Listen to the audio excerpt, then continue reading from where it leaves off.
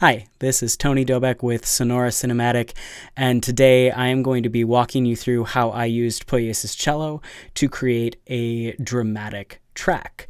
So let's start by listening to the track, shall we?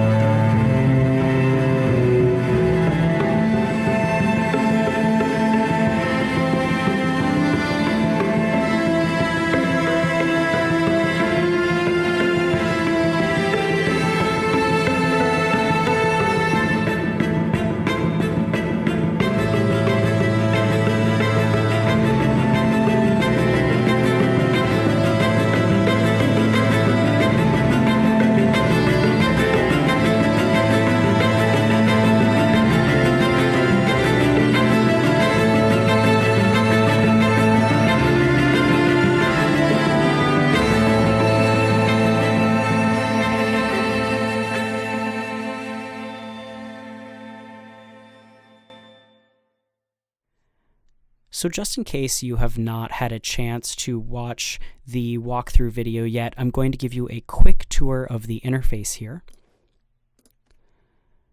So when you open the interface, you'll notice that this is a library that has an A and a B section where you can blend together tons of different textures with 3 different crossfade options. Let's take a quick listen to what these crossfades sound like.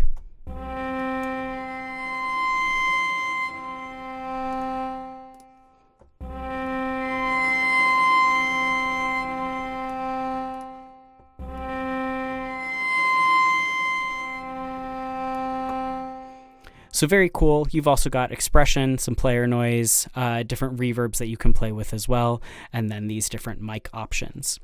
Now, when you are recording, you can either leave the blend in a specific spot, or you can automate it and have it change as the track goes on. I have used a combination of both within this track, and I'm going to show you how I did that. So at the very beginning, I really loved this blend right here, and I liked it where it was, so I left it in one position at the very beginning, but I changed that later on. So let's take a listen to how it sounds in the position that I left it in.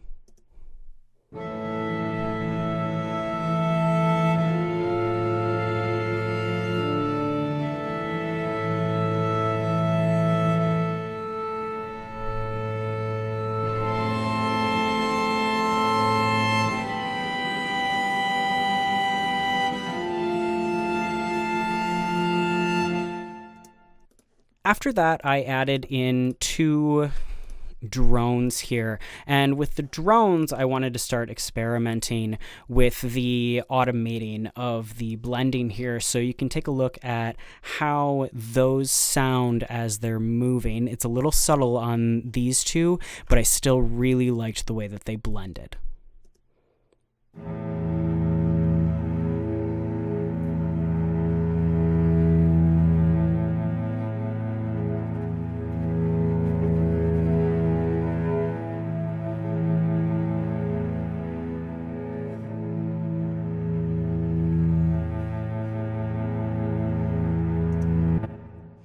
So yeah, that is one way in which you can use the automation of the texture blending.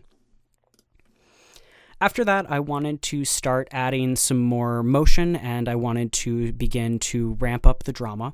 So I went in and I grabbed some of their short articulations, and they have 3 short articulations here that I really like. They've got a pizz,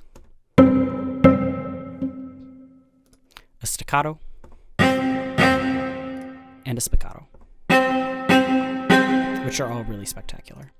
So I grabbed a few of these and I started to add some drama and motion using them, and you can hear that start to pick up in here.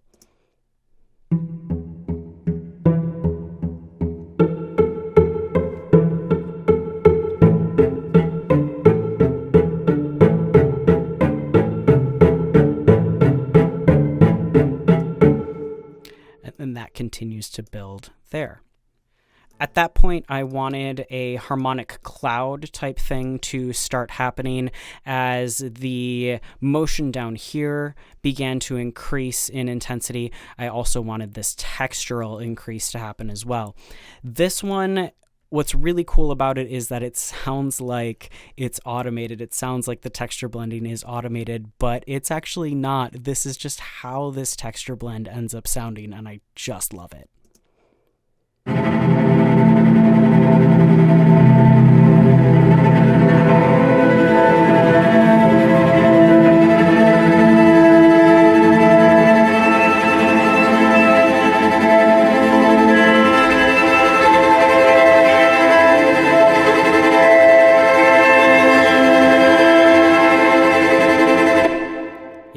It was pretty cool.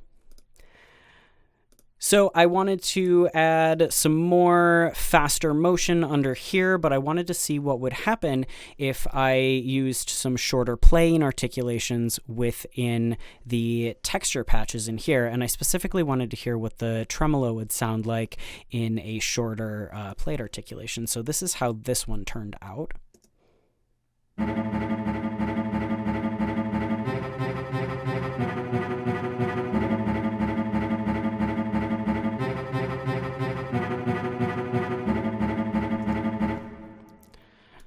And then at the end, I wanted to add final melodic motion in here, and I have that split between these 3 tracks and then this guy here holding up the bass at the very end. And in here, I did a combination of things. I have this track right here, which is a pretty standard cello sound, just something to kind of root the sound of the cello in here, so you can hear that.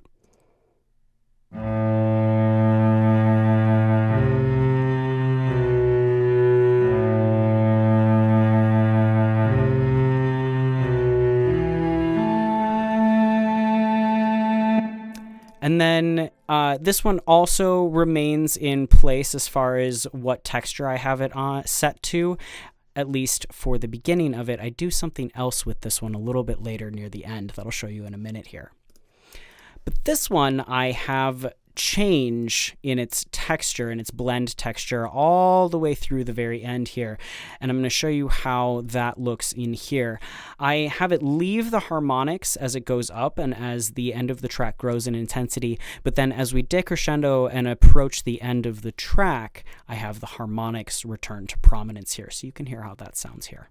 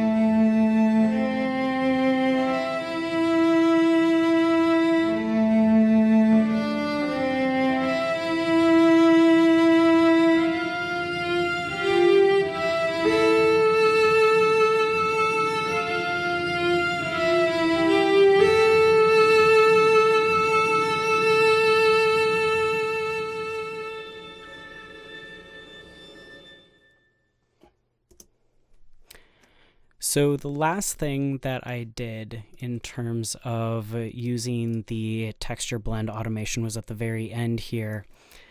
I wanted to see what would happen if I oscillated the blending wheel here back and forth really quickly, and it gave a really, really interesting sound at the end that I definitely loved, and this is how that turned out.